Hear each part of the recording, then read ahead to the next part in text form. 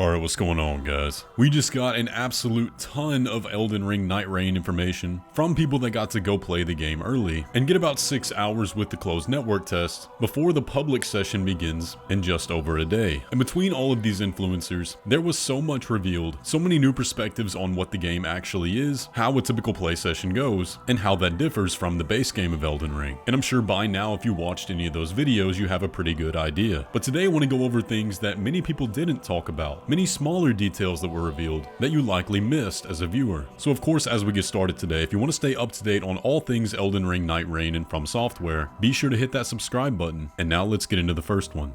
With the slew of excitement on all the new gameplay, one thing that flew under the radar for a lot of people that were checking this out was that aside from the announcement of the release date on May 30th, we also already got confirmation of a DLC, and a rough release date for that. No, I'm not kidding, we already know. And that is because of the editions of the game you can buy. You can buy a standard edition, you can buy a deluxe edition, and you can buy a collector's edition. Now, if you go to Bandai's website and take a look at the deluxe edition, then you can see that the first thing listed on the inclusion is the DLC, which has a little star beside it. And of course, it specifies at the bottom that the DLC will be available after release, obviously. Now, what will that DLC include? Well, it was listed that it will include new heroes, new areas, and of course, new bosses. Now, one thing that was tricky when looking into this was the release date of when this DLC will come. I found a few places that listed Q4 2025, which would of course put us around the holiday season if we're going by the standard calendar, but if this is a Japanese investor calendar, could be around exactly a year away from today. But regardless, it's a great thing to see that we're going to have post-launch content, and it's great that we already have confirmation before the game's even out.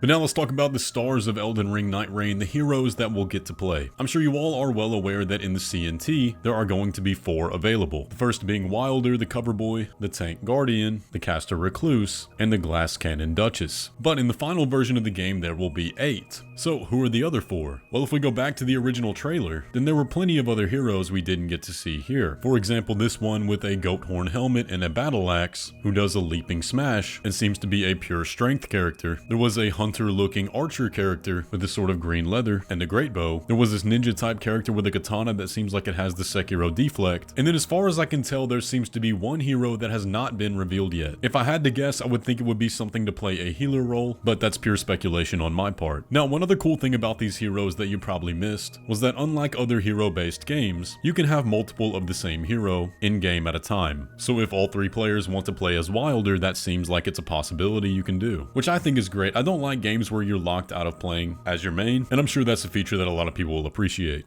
Now, one other thing that was not featured in this gameplay was the game's HUD. All of the footage that was provided had the HUD hidden, aside from the loot you can find on the ground. But recently, all the major platforms put up guides to Elden Ring Nightreign, and in that, they have a breakdown of the HUD. So you can see there's quite a bit going on, although it is pretty clean. It's not identical to Elden Ring's base game HUD. The general idea is still the same, but you can see up there in the top left where your normal rune would be, the D label is your character's level. P and Q at the bottom are your character abilities, and the rest is generally the same. The equipment menu should be familiar, although a lot more simplified. And remember, there is no carry weight, so fill all those slots up. There's also an equipment menu for all of the players on your team, where you can see their statuses and equipment and what builds they're creating, which is really useful if you need to drop them an item that would benefit them more than you. Here's a look at the map UI, which is very straightforward, but thankfully in a fast-paced game like Nightreign, it doesn't fully take up your screen. Here is also a look at the relic menu, which are the main rewards you'll get after beating a final boss that transcend each run and will give your characters buffs. You can also see the icons for 2 heroes that won't be in the CNT up there that we talked about earlier, the Ramhorn Heavy and the Hunter. But those are our first looks at the UI.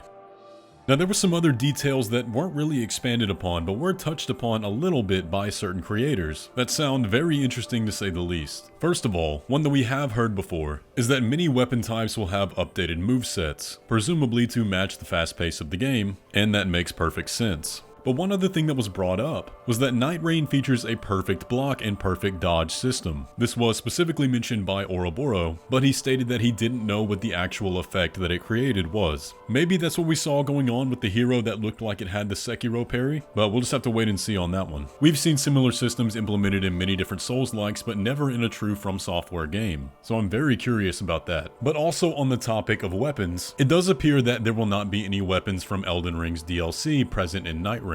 at least in this current build. Now it's possible we just didn't see any, but some people have said that, which is a little unfortunate because I fell in love with the great katanas, but now that we know that Nightreign is getting DLC of its own, maybe we'll see them return then. Or maybe they're just reserved for later parts of the game that we won't have access to yet. We'll just have to wait and see. Like the base game of Elden Ring, FP is still your mana bar for all your abilities and magic, and it plays a big part. But in Nightreign, there is no flask of cerulean tears. But there was one way to restore FP that was mentioned by quite a bit of people, and those are blue plants you can find throughout the world. Now, there's no crafting system in Nightreign, but being on the lookout for these plants will still be helpful. Another really cool detail that I didn't hear many people talk about besides Iron Pineapple was actually a multiplayer feature. Now we do know that Nightreign will have the classic ghost running around, and we know that it will not have the classic message system, unfortunately, since the game is just way too fast paced. But there is one new feature that was added, a lot like Bloodstains, where you can find the red body of where a player died, and interacting with that body will drop loot, potentially the loot that the player died with. And I think that's really cool. It's just another one of those things that makes the game feel alive and like it has a community going on. I always love features like that, so I'm glad they added new ones. Now, one thing that was reiterated by pretty much everybody that got to play early, and this isn't really a detail you missed, but it's one I want to talk about anyway, and that is that the consensus from all the players was that the game is very clearly balanced around 3 players, and it is very hard. Now, we didn't get any first-hand experience from people that played solo, but it does seem like solo is going to be more of a challenging run than with a party of 3. And I think that's simply due to the ground you can cover with 3 people versus only 1. And as well as pulling aggro, like for example the boss we're seeing here, since it can split itself into 3 beings, obviously being in a party of 3 is going to be a much better situation with having to contend with only one of them versus being solo and having to fight off all 3 at once. Now, even if damage and health scale based on the amount of players, that's still a major factor because it does seem like in Nightreign there are a lot of multi-enemy fights. Now, there's a bit of a trade-off there too that may be better for solo players, since in Nightreign loot that drops is shared by all the players. If you're playing solo, you don't have to worry about dividing it up. But respectively, literally everything else is going to be way harder than with a group. Now, some people might like the sound of that and some might not. Now, as someone who plays majority solo, I'm definitely going to try to get a group together for this one. Get a few relics that can permanently buff my character, and then maybe after I have a solid build established, then try it solo. But y'all let me know, do you have a group already? Maybe check the comments on this video to see if other people got codes and need some new recruits. But those are a lot of details you probably missed in today's Nightreign coverage. There's a ton to break down here, and I wanted to avoid a lot of the straightforward things. But what are some other things that you didn't hear people mention a lot and maybe saw in the gameplay? What are some of the main features that you're most excited about? And just in general, what is your overall impression about Nightreign now that we have a lot more that we know? Let me know all your thoughts down below. But either way, if you enjoyed today's video, be sure to leave a like on it and subscribe if you're new around here. But with all that, I will see you in Elden Ring Nightreign.